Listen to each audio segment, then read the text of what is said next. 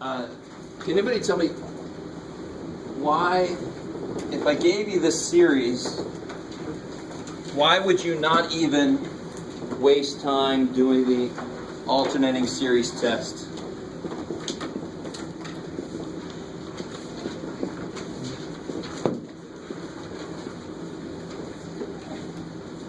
Because you have to compare it to 1 over n squared. Alright, so it's trying to be 1 over n. It basically is 1 over n squared. Be a little careful. Let's say n starts at 3 here. It basically is 1 over n squared. And this is what you guys, this is difficult, I understand, for students. You can't just use what I just said to prove anything just by that. You can't say, well, this is basically 1 over n squared. You'd have to do like a direct comparison test or something, right? But that gets you started. That gets almost any test started. So does this guy need, since it's basically 1 over n squared, that would be my bn if I want to do limit comparison or whatever. Is that cool so far? That would be my bn. That's how you get there, is ignore the other crap and now we're used to 1 over n squared. That's the one I would compare it to because that's what it's trying to be. Does it need this part then to converge? No. No. So this is what kind of convergent? Absolutely. Beautiful. So then you could, to prove it, you could do a little, you could do limit comparison. It's probably the easiest one, right? Do the limit. It's going to be between 0 and infinity. It'll do the same thing. That it converges absolutely because you don't need this. So why would you even waste time on the two-step AST? You wouldn't. Don't do it. That's crazy. You guys semi with me here? So what would you like? We just use the limit comparison test on the non-alternating part of it? Yes, exactly. If you took the absolute value of this, then what's left converges.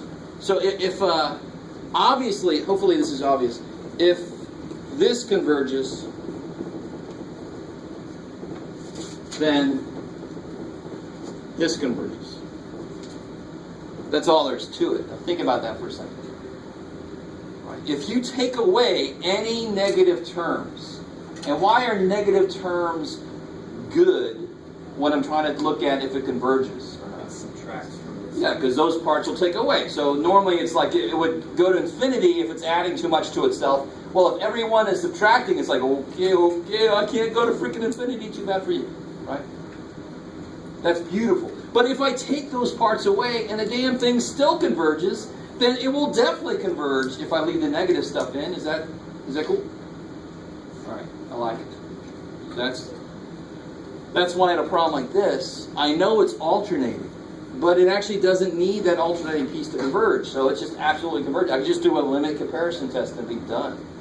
If it would have been this instead, blah, blah, blah, blah, convergent.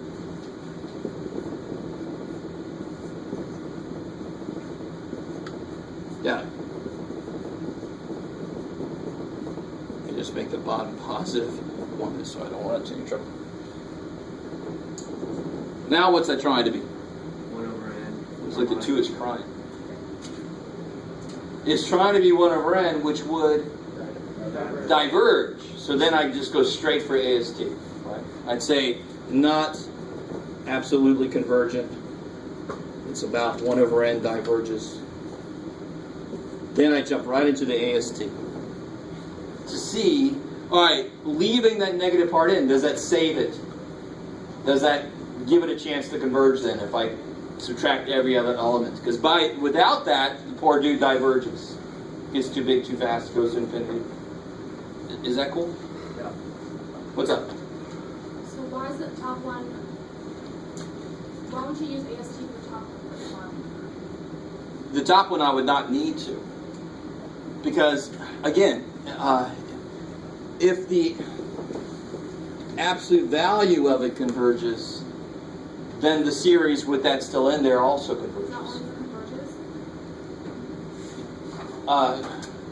Well, no. Yeah, I mean, if the absolute value diverges, that's when the AST comes in. It says, oh, maybe if I leave the negative stuff in there, maybe it'll converge now. So this guy, if I apply the stronger test, and why is it a stronger test? if it passes, if you take away the negative part, because then it doesn't have the chance to take away from itself. It's doing nothing but adding on top of itself. So if it converges by taking the negative part away, if that converges, then leaving the negative in would definitely converge. I don't need to do AST. That would work. AST would work. I know it because it's actually a higher level of convergence. It absolutely converges. And we talked about that before. Right? That's 2 reasons why I call it absolute. I use an absolute value, and because it's freaking absolute. It just converges, period. Conditional means, if I left that in there, then you would converge. Maybe. All right. So, what I want to introduce, a couple things. And these are actually kind of nice things. So let me ask you this.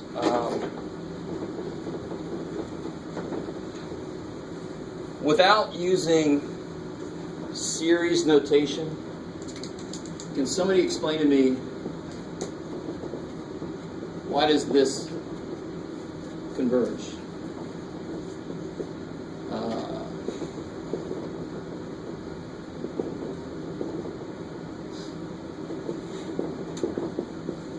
The sequence or the series? What is it? Sequence. Good. So without using, say again, sorry? I'm sorry, that's a series. Why is it a series? What's separating the terms? Commas or pluses? Pluses. So it's a summation, so it's a series, right? Sequence would be 1 comma 1/3 comma 1/9. It just cares about the elements. Series cares about what they add up to be. Right? That's the plus signs. Okay, cool. Why does that converge? Because it's 1 over n squared. It's not 1 over n squared. Say again? I love it. So let me call these specific things. So this is, let's say this is A1, A2, A3, A4. So in general, what's AN plus 1 divided by AN? All right, that seems to be a very strange way to say it, but maybe you have a reason for doing that. Right? What is that for any of these? If I take 1 divided by the one before it, 1/3. it's 1/3. So that's exactly what you're saying, right? So that's the constant multiplier. Now stay with me. Because this geometric series is one that we normally kind of get better. It's kind of nice. You can kind of vision and see it better. Why is it going to go to 0 fast enough? I mean, those are going to 0 really damn fast. So this, for any ratio, any n you want to pick, this is going to always be 1/3. So geometric actually ends up being a very specific case of a larger group of sequences that when I add their terms up will still converge. So this larger group says, I don't have to always multiply by the same thing. It's just that, for example, let's try another. If I had something like this, 1 plus 1/3 plus 1, get out of there. 1/6 plus 1/18 plus 1/36 plus 1 over 108. Is that geometric? Sort of is related to geometric, right? But can somebody see what I did very carefully there? From here to here, what's the ratio? 1/3. Yeah, 1/3. From here to here, the ratio is, 1/2. and then it keeps going like that, right? 1/3, 1/2, 1/3, 1/2. So geometric says you are always multiplying by the same thing, and if that thing you're multiplying by is less than 1, you put an absolute in case it's alternating, right? You guys with me so far? If that's less than 1, then it converges. I can make this, I can take that idea. That idea is cool. And that's why I like this going into this, even after surviving the first 5 sections. This is normally okay, because geometric is not a very difficult sequence to understand.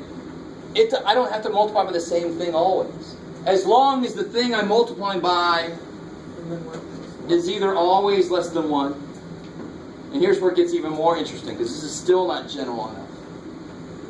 It either always is less than 1 or eventually is always less than 1. So what do I mean by that? I mean, so is everybody cool with this? So here, this would be kind of weird, but an plus 1 over an, I can say no matter what 2 I pick, I can't say it equals something, but I can say it's less than or equal to 1/2, right? You guys see that? Or more generally, I can say it's less than 1, which is really the idea here, right? So I can have something where I multiply by a constantly changing amount. Maybe I first multiply by 100, and then I multiply by 50, and then I multiply by 25, and so forth. All right, let's try that out. Let's see. Let's see how this works. Is everybody with me? So maybe my multiple goes like 100. This is the multiples. This is what I'm letting R kind of be. But R changes forever. So maybe it's 100, and then it's 50, and then it's 25, 12.5. and then it's 12.5. Good job, Jeff.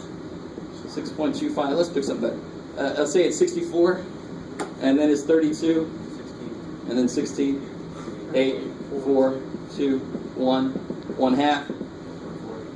Now, so if I made a sequence where, let's say it starts at 1, the first multiple I'm going to apply is 64. So now it's 64. What's 64 times 32? Somebody help me out. I really want you guys with me. 1800, 60, 819. What is it? 2048. 2048? 2048 Okay. times 16. Times 16? 32, 76, 8. Times 8? 46, 21, 44. Times 4? 10, 48, 57, 6.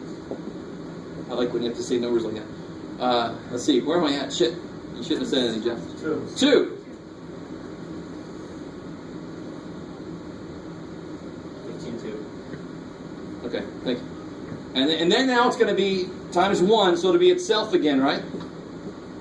Is everybody semi with me? I mean, geometric is really simple, easy, because I keep multiplying by the same thing over and over. So 1 times a third times a third times a third times a third. Now I'm saying, let me set it up so I'm not multiplying by the same thing. So at first, what is my sequence doing? It's increasing, but what's it going to do the minute I get here? It's going to turn the corners, and because now I'm going to multiply by 1/2. And then I'm going to multiply by 1/4. And it's gonna, and then eventually it's gonna, and then you're gonna multiply by 1 over 32, 1 over 64, 1 over 128. You guys kind of with me? So after this point, my R will eternally be less than 1. So all that matters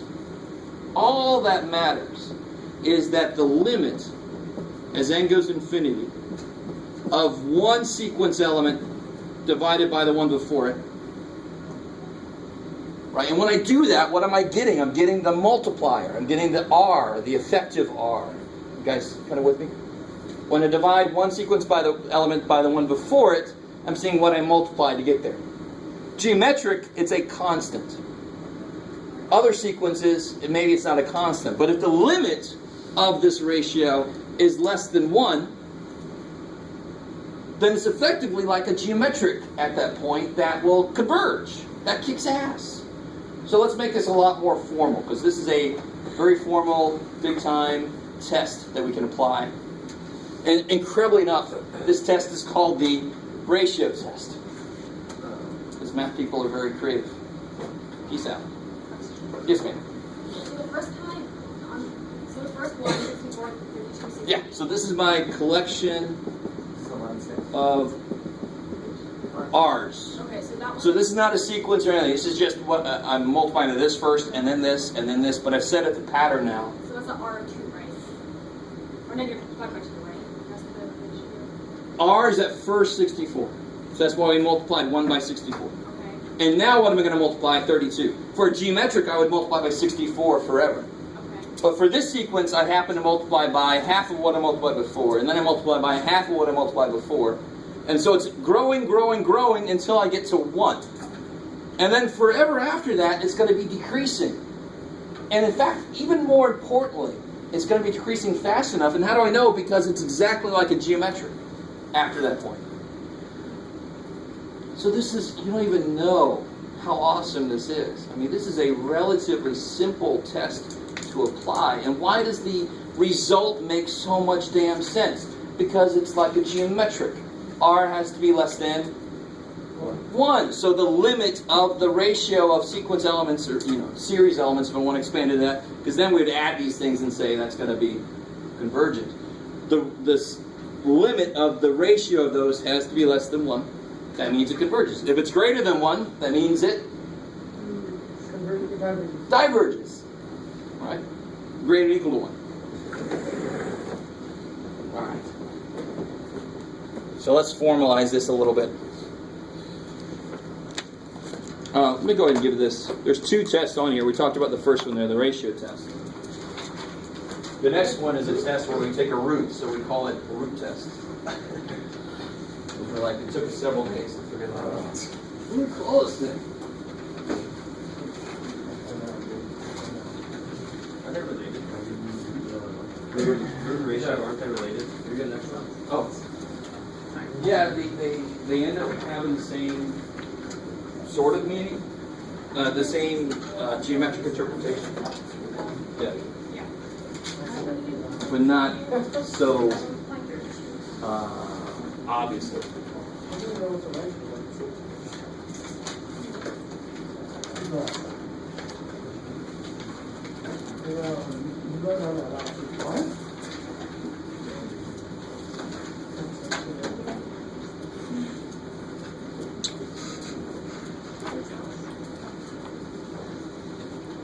So you can see if I take the limit of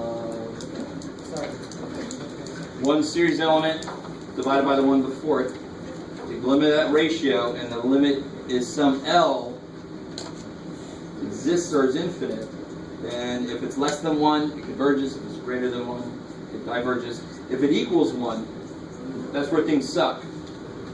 Then the ratio test says, I don't know. So normally, sort of like when we said the limit comparison test was easier than direct comparison, definitely right. It's easier just to take the limit of the ratio of things instead of trying to find a floor or ceiling, right? That's certainly easier. But it had because it was easier, it had a place where it said, well, sometimes, I don't know. We're like, shit. So that's the give and take. The easier the test gets, the less places it's sure. So there's inconclusive. So this one, at 1, it doesn't know. You have to use something else, another test. Grant, you had a question? Yeah, I'm confused. I'm looking at the ratio test on this handout, and I'm looking at what you did on the board, how you multiplied the number by the I was trying to create a sequence and be very explicit about how I was creating it. Those are R's and not. Okay. So now, and I was just trying to make this make sense. This is the heart of the test, right? I was trying to make this part make sense. I could start multiplying by huge numbers, as long as at some point and forever after, the number I'm multiplying by is less than 1. That's exactly like a geometric, where R is less than 1. It's going to converge. And a series doesn't give a shit what the first 18 trillion elements do. Doesn't care. As long as they're not infinite. We're saying these are finite. Doesn't care what that first whatever does. Because compared to that, from there to infinity is a lot more. I mean, that's like a speck. The first 18 trillion years, speck of dust. Well, maybe not true. Who knows? Multiverse, all that stuff. So like number 1, let's try one of these out. And notice also, I want to make this point, just like the geometric has the absolute values around the R, because it shouldn't matter if it multiplied by negative 1/3, so it's alternating. It's still 1/3. It's still less than 1, right? So the test has in it absolute values. So if there's an explicit -1 dependence, you could just chuck that. Does that make sense? Normally that's what that does. Sometimes it gets a little weird when the function itself is sometimes negative, sometimes positive. That gets really kind of strange. So we won't hit one of those for a while. But let's look at number 1. I've got this series.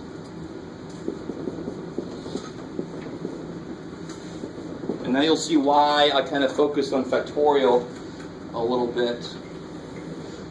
In fact, there's still that problem, Jeff, that we did, I don't think I've done in here yet, which is good for people to see. You remember the one that starts at 1? Yeah. So maybe I'll say something about that next. So what's AN would just be what? Would be that, right? AN would be this. And actually, let me go ahead and just take that negative 1 dependence away. We'll go ahead and look at the absolute value, because I want to look at the absolute values. What's an plus 1? Negative. Take the negative 1 out, because we're doing absolute values, right? Right. 2. Yeah, n plus 1. N plus 1. 11. And if I asked you, if I gave you this problem before this section and said, does this converge? Yes. Okay. Oh, well, no. I don't know. And I like that you said yes, because factorial grows really damn quickly. But there's nothing we could apply here. I could take in a limit. I'd actually have to use math induction if I didn't have a good feel for how quickly n factorial grows. L'Hopital's, what's the derivative of n factorial? What? Does it involve a semicolon? What the hell is the derivative of exclamation point, right? So we don't know. Shit.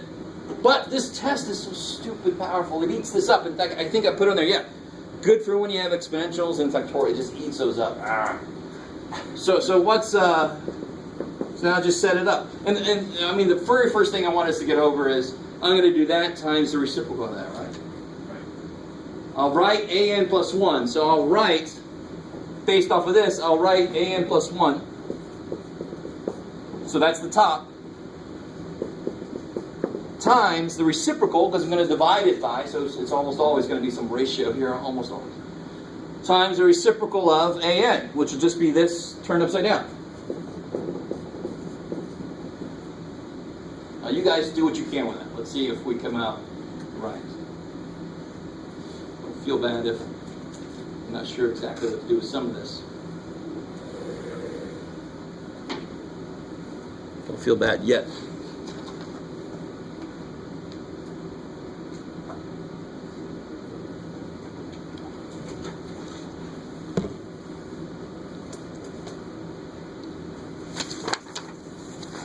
Anybody else come in after I passed off the test? Anybody else not get theirs? I got you.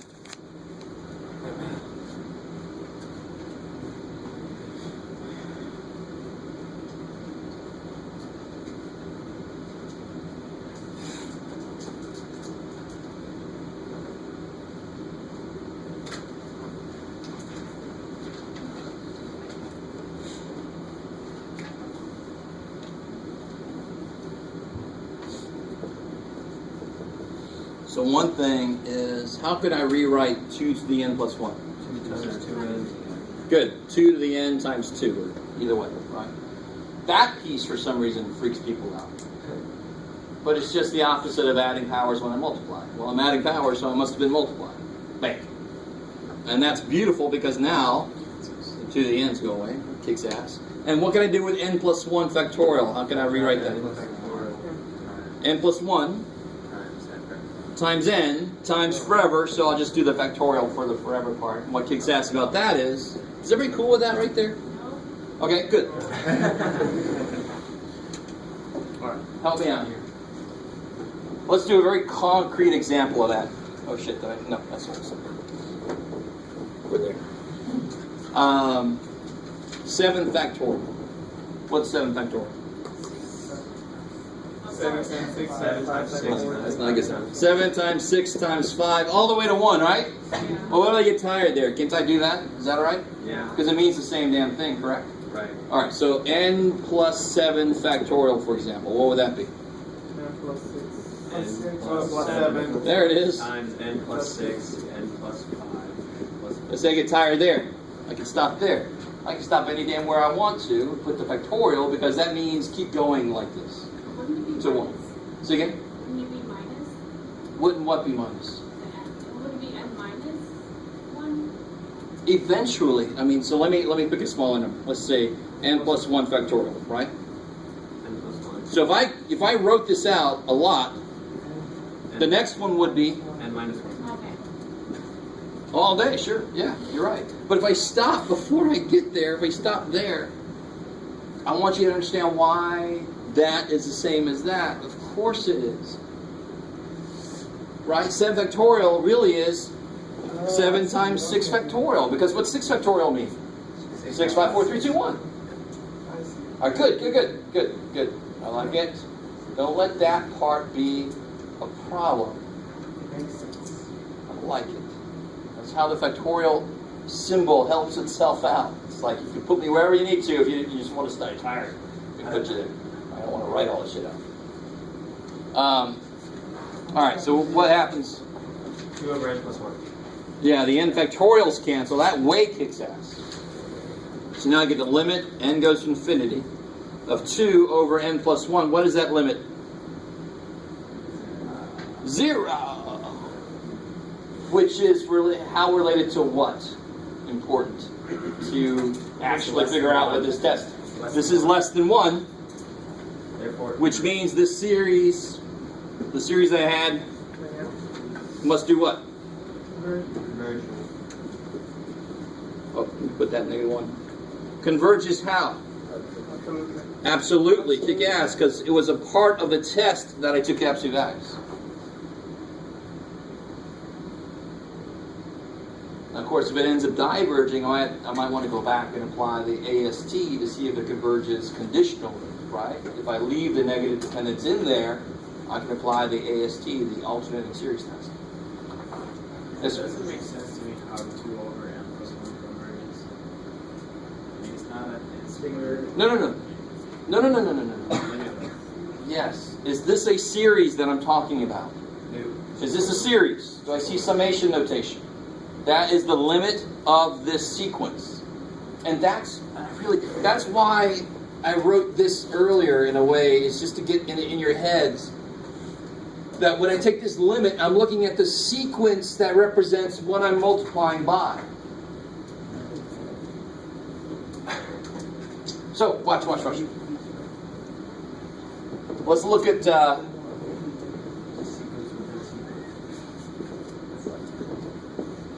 Yeah, exactly, it is. It really is. Geometric is easy because I keep multiplying by the same thing. Then the very next example I gave you was where I multiplied by a third and then a half, and then a third and a half. And that's still semi-easy because now I'm just kind of alternating. But what if every time I go, I'm multiplying by something different? And this represents what those are. As a step, what happens to what I'm multiplying by? It goes down by that much. So stay with me for a second. There it is. Let me take the -1 shit out of the way for a second. Let me just focus on what's important here. What's the first element? 2 over 1. 2. Okay, good. And then the second one? 4 over 2. 1/2. 4 divided by 2. Okay. And then the third one? 8 divided by 6. Good. 8 over 3 times 2 divided by 6. Good. So that'd be 4/3. And let's do the fourth one. 16 over Good. 16 over... 24. Yeah, 4 times 6, 24. 16 over 24, which is 2/3. 2 over 3. 2/3. Now, stay with me. So when n is 1, what's 2n plus 1?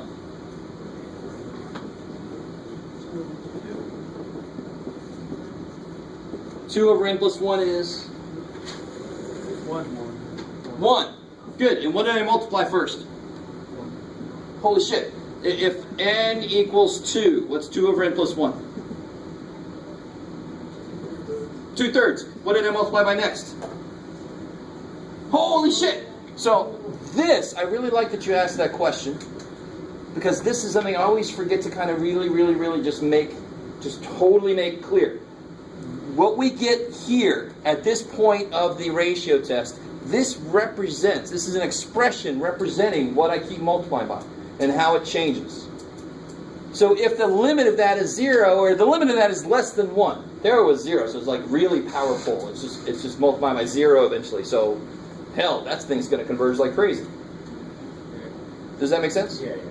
So if I take the limit of this and it's less than 1, that means I'm eventually multiplied by something less than 1, which means eventually it's a geometric series that's going to converge. So that's kind of like the rate where this function is gonna move. This represents every step what the multiple is going to be. So at first it was 1. 2 times 1 is 2. So Next it was 2/3. 2 times 2/3 is 4/3. So It's the rate. It's not yeah. But it's the Sure. ratio. Well, the rate to. All right, stay with me. That's fine. As long as it makes sense. You got to think about what you're trying to say. All right. I don't want to make too much out of it, but that's really, I love that came up now, because that's such a weird thing to realize, and it's such an easy thing for me to forget to say, because it's just something that once you do this for a while, that's of course that's what that means. But when you first hear, like, the hell's that shit? But you guys get a feel now, concrete, physically, what that is. It's awesome. So if this would have been 2n over n plus 1, the limit would have been 2. That means eventually I'm just multiplying by 2 forever. Well, screw that thing. That's never going to converge. Shit, that's just growing forever. That's not going to converge. If the limit equals 1, now here's where things get a little weird. If the limit equals 1, that means I'm sort of always multiplying by 1. Stay with me now. But let's see, why is it inconclusive then? Because if the limit equals 1, I don't know if it's approaching 1 from below or above. If it's going from below, it's never equal to 1. That means it's actually always less than 1, so in this weird way, maybe it has a chance to converge. But this test is not fine-tuned enough. It can't tell. It just says it's 1. I don't know. Go somewhere else. Right? It can only tell absolutely one side or the other. Okay. All right. Maybe. So then if we do get inconclusive tests, should we just try to look at what it's trying to be? And If you get an inconclusive test, you might have to try interval test. You might, a comparison test. You might have to go back and do something you've done before. Okay. Yeah, cool. I like it. What was that problem? Do you remember, Jeff? Do you remember which one it was? You know which one I'm talking about, right? Yeah.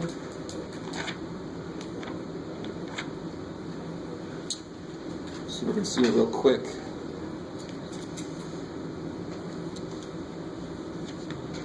It's all my homework, so you take it. I do that, don't I? Shit. There it is. I think that's it. Alright. So, there are homework problems that if nobody asks me questions, I get concerned. So somebody did ask me a question, obviously, Jeff and a few other people. But they're the only ones that ever got to see this explanation. And this is a weird problem. This is, I think it's number 30 in 11.4. Just want to look at this real quick just to show you the flexibility you have with factorials. Because obviously from today, we still don't really get factorials very well. And you really shouldn't, because you haven't used them excessively much.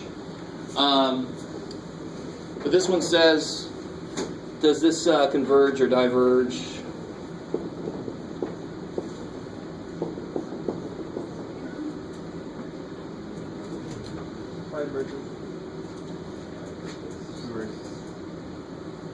And I love it. You can just yell stuff out, sure. 50 shot, right? There's no third option. So 50% chance we'll have to do that. So to show them what was going on, if I try to write this out a little bit more expanded wise, because what's n to the n really mean? Yes, all right, yeah. Well, of course you know. But yeah, it'll be n times n times n, and then how many of these? There'll be n of these. Right? That's what n to the n means. Ooh. What's n factorial mean? N times n minus 1. All the way down to? N minus 1. N minus n. I like the way you just said that, but it would be down to 1. The next one would be n minus n, because that would be your 0. You wouldn't include that, would you? So you stop at n minus 1. That's enough of that. You stopped at 1. You stopped at 1. You stopped at, but if it's n minus 1, isn't that 1? N minus n is 0. Negative 1 is 1. All right, that's enough of that shit. Has nothing to do with what we're talking about. It's not directly. This is horrible. This is actually a terrible way to write this. Right, but somebody noticed the bottom looks like it's going to be bigger, right? But a much better way to write this factorial, so the bottom, there's only one way to write that really that's going to be useful at all. But the top one, the better way to write it is to start at 1. 1 times 2 times 3 all the way up to n. Now watch what happens. So this is for all you people that didn't want to ask for some reason, but I'm going to answer your question anyway because I know you have it. I can use direct comparison here and say, what's true about all of these ratios? Let me kind of protect this guy. 3 over n, blah, blah, up to n over n. They're all less than or equal to 1. So that's going to be equal to 1. All the other ones are going to be less than 1, right, at some point after n equals 3. Is everybody kind of with me? So this is going to be, so if I take all those away, all these are less than 1. So that's going to be less than 1 times 2 over n times 1, because all these are less than 1. Right? It's like a number less than 1 times a number less than 1 times a number less than 1 times a number times 1. That's less than 1. It's like 0.9 times 0.9 is 0.81. That kind of thing. It's smaller. You guys with me? Yep. So my series elements are less than 2 over n squared, and what's 2 over n squared do? Diverges. And it is a ceiling, so therefore mine has to also converge. All right, good. So I just wanted to look at that real quick, because I know a lot of you guys left it blank, or did some really weird ass shit that I'll take a look at. And I'm not trying to be mean. I'm saying this was a very difficult problem that I should have gotten the question a lot more than I did, instead of just once. But that's kind of the trick behind it. Just so you can see what you can do with this. All right, let's come back and try another one of these ratio tests. Oh, the ratio test on this. All right, let's do this, because this is kind of nice. Because now that we know ratio test, some of the earlier problems would actually be a lot easier with ratio test, right? This is the way math always works. In the next section, you learn something that makes that section easier. It's evil, but of course we do that for a reason. And the reason is to be evil. What would the ratio test look for this? Good. N plus 1 factorial. N plus 1 to the n plus 1. Good. N plus 1 to the n plus 1. That's where we're going to get our trouble. Times n to the n over n factorial. Now do these do anything nice? No. And let's see what I want to do. Notice, all right, let me have you notice a couple things. The top I can do like we did before. I can write the top as n plus 1 times n factorial. Notice on the bottom, what is the bottom? It's n plus 1 to the n times n plus 1. Is that cool?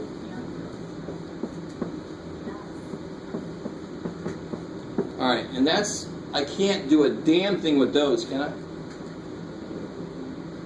You guys? N over n plus 1 all to the n. Good, that's really all I can do. So this is the limit.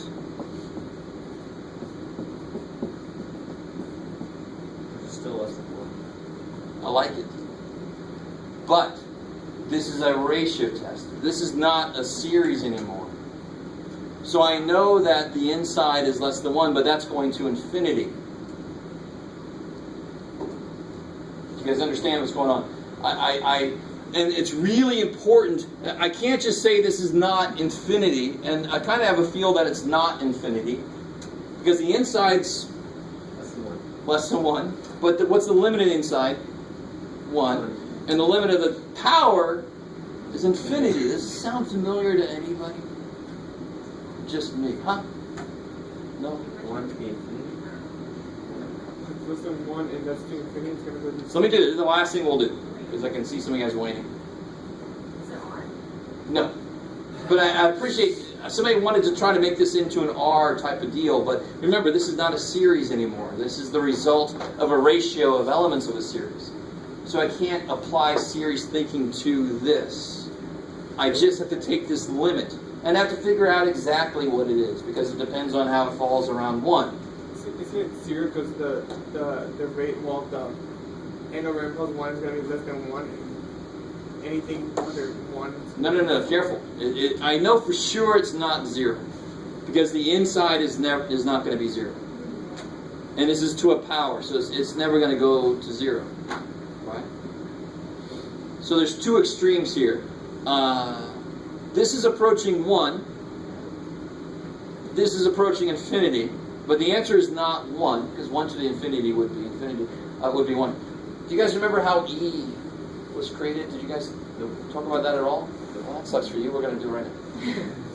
And this will be it. This will be the last thing to do. And trust me, this actually has a reason. This might be related to something that I might have on the next test. Maybe. It is. It will. It will. So, and it's because we always forget this. How do I do the limit of something in this form? That's the question. So this piece here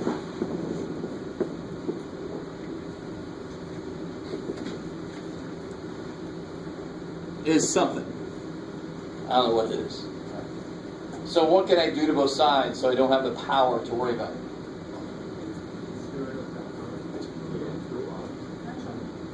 Yes, thank you. Can take an L in.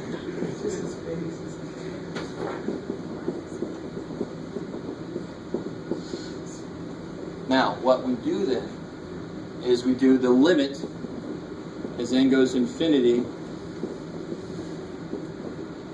My answer is going to be y, so at the end, I'm going to go do e to the whatever I get to undo the ln we did. Does this feel familiar to anybody?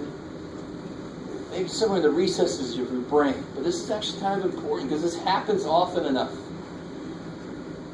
So, with all that shit said, how the hell do I do any of that? And what form is that?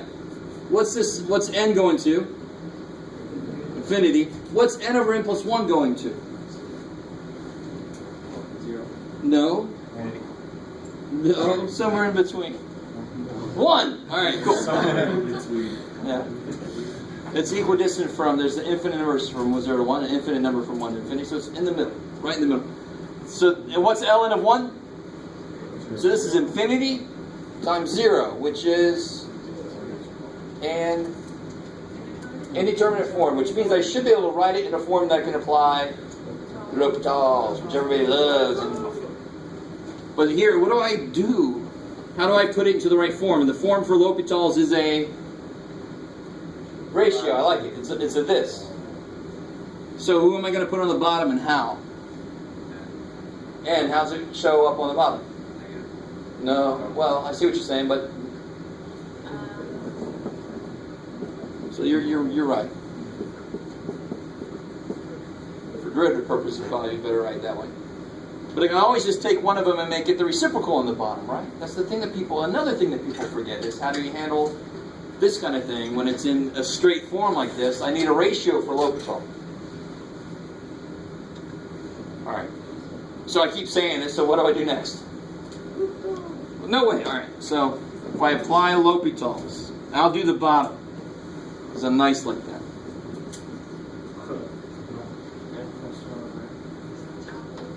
So what's the derivative of ln of anything? 1 over that thing. So it'll be the reciprocal of the inside times the derivative of the inside. Ooh, yeah. I like it. I like it. N times I like it a lot. n minus. Okay. Sorry. So it'll be 1 times n plus 1. Right? Derivative of the top times the bottom. Minus the top times the derivative of the bottom. All over the bottom squared. You said this way was easier? Let's say that this is the only way. Mysterious disembodied voice. Right? So if you want to say easier means it's possible, yes. You want to use the word easier like that, yes. It's much easier than impossible. This one S. This way is easier. Sorry, I am picking on you a lot. So then what happens here? N's cancel, so I get 1 over n plus 1 squared, which is kind of nice. And can't I just go ahead and make this times the reciprocal? Is that cool? You guys all with me on that? Divided by this is times the reciprocal, right? Is that cool? Now I'm trying to simplify my results after L'Hopital's, right? So let's see what happens here. I lose an n plus 1 here, right? I lose an n. So I get negative n over n plus 1, and I still got my poor little limit, dude. What's the limit as n goes infinity of that? Negative 1. All right, I like it. Now, is that the answer? No, because what did we do to even get here? We had to take an ln. So that means that ln of y is negative 1. So what's my y? What's my limit? E to the negative 1, which is 1 over e, which is how related to 1? Less than 1, which means that this thing converges. Oh my god. Now that was not an easy problem because of the n to the n. N to the n always sucks. That x to the x, I can't remember we talked about it much in here. It was on my junior year math proficiency exam that you had to pass before you can get your bachelor's in math. X to the x. That's just a weird freaking function. Trust me. Right? So n to the n is the n analog of that. So it's always going to be very weird. But this is where like 1 over e comes from. So if I would have turned this around, that's where e would come from. E comes from the limit of n plus 1 over n to the n. That's e. E is that compromise that the 1 and the infinity make. They say, all right, I won't go to 1 and we won't go to infinity, we'll go to e. 2.78. 2.718, blah, blah, blah, blah. Yeah. So whenever we see n to the n in a problem, we have to try to get it to that? Not necessarily. Right? All right. I was thinking back to the comment earlier. You would do it the way that we did it before if I let you. Now, if I said use the ratio test, then you would have to do this. Yeah. Okay. So remember, ratio test, you could go back and look at some of the problems you've done before, and it would be easier. Sometimes it would not be easier. Sometimes it would be inconclusive, whereas we actually got answers before. So it's not an improvement. It's just another tool we can use. And there's a whole bunch of these things that makes possible to do that was impossible before. Yeah. This next test, are we going to be doing like old tests on this test? Like, are we going to be doing integral tests and like stuff from 11? Oh, could happen. Just like on this last test, we had integration by parts, and I don't know if anybody was upset. That was the last test. No, it's something you know now. It could be used anytime at all, right? Well, especially if these are inconclusive. So, if these are inconclusive, we have to do something. Exactly. If this is inconclusive, these new tests that we're learning are inconclusive, you have to apply an old test. So therefore, you know it could happen. Yeah. All right, that's enough. I'll let you guys out. It was rough.